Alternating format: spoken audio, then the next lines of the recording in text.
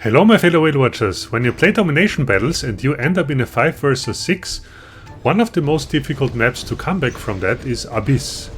Because the layout of the map is such that there are multiple pathways possible between the beacons, which strongly favors the team that has one player more on the battlefield. However, in this battle here I could compensate for our missing team member by concentrating on one single thing: capping undefended beacons. For this you need to continuously check the situation on the battlefield, make the right choices and trust your team that they will occupy many members of the red team. So let's see how we did that. One thing that also helps with such a task is that you have fast beacon cappers such as the Skyros available. So at the start I followed the standard route towards the lower beacons A and B and tried to help my team to get both of them.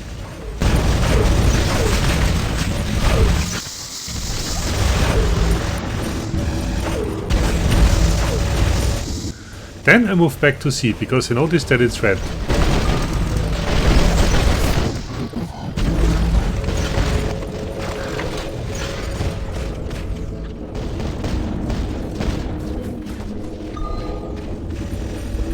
And from there I will take our home beacon back, just following the trail of the red players.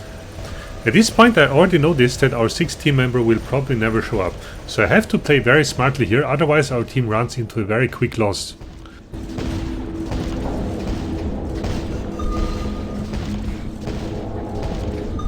From our home beacon I continue following the path that the red team took, which leads back to beacon A and B.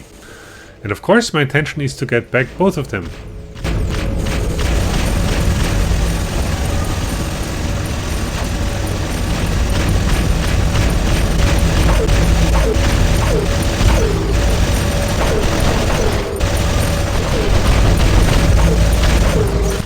Got them. Let's look at our situation for a second. Thanks to this dedicated effort, we have 4 capped the red team, and now they are all at their home beacon D. I cannot survive long in a 1 versus 6 there, so the best choice in this situation is to lock down beacon A as long as we can. And that's what we will do now, and it will get increasingly difficult, as you will see.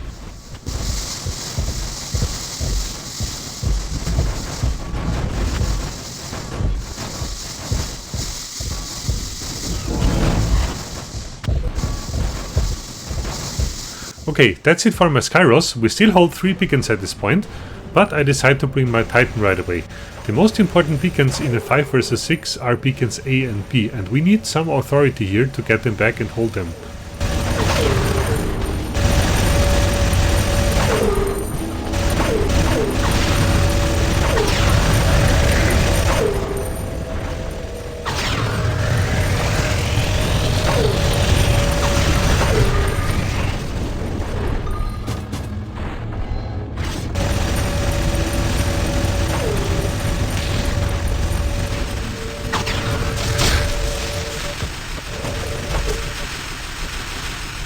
Got them. Same as before, we lock down beacon A as long as we can.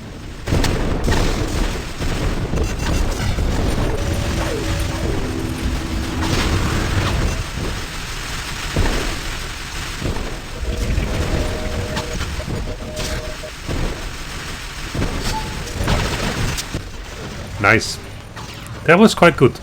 Next I bring my Fenrir and send it to center. From there we have multiple options. Either we defend C, or we use one of the teleports to access A and B. And then I see a key target, and no dents. So we need to get it out of the way before it can cocoon himself in here at C, because it would heal up our opponents continuously.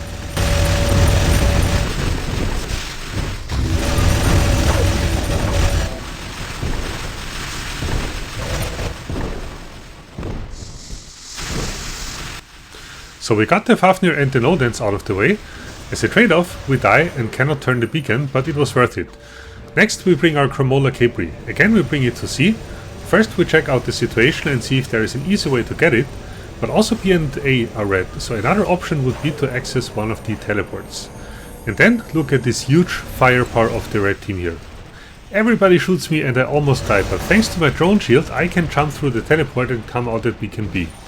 That was close, and we had no chance of getting beacon C here, but the good thing is that this red luchador is unattentive and doesn't notice that I snitch back beacon B right behind his back.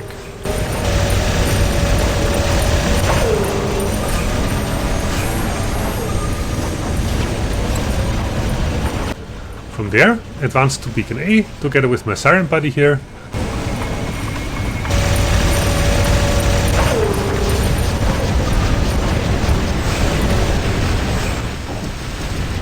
And then I noticed that also the red home beacon is up for grabs. There is no red player anywhere close to it, so I try to cap it.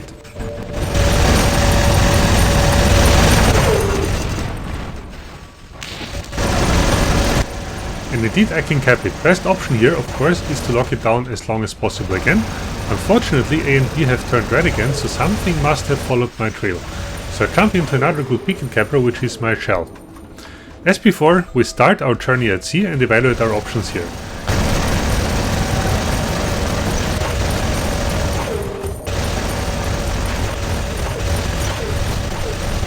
A, B and C are all red, so we just have to find the best way to cap them back. And in this case it's easy. We start directly with C. Luckily the Titan doesn't notice us in time, so we could turn it blue and survive long enough to sneak through the teleport once more.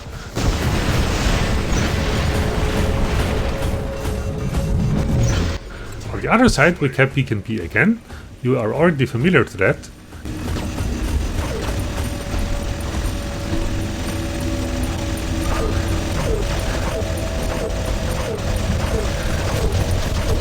And then we continue to beacon A again. This should decide this battle, also because we managed to get the Skyros out of the way, thanks to team support from the orbit.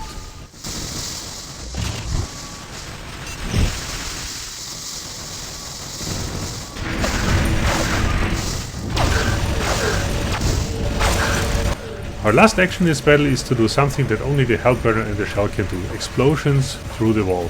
Adios, mate. So that was a quite difficult battle to win. Any mistake would have basically cost us this battle, but in the end we could compensate for our missing teammate by beacon focus, a little bit of luck, and admittedly also thanks to our gear. Drone shields and tankiness of our builds saved us more than once and let us survive long enough in crucial situations on important beacons. So I hope that you liked this Domination Tactics Workshop episode. Thanks for watching and see you on my channel.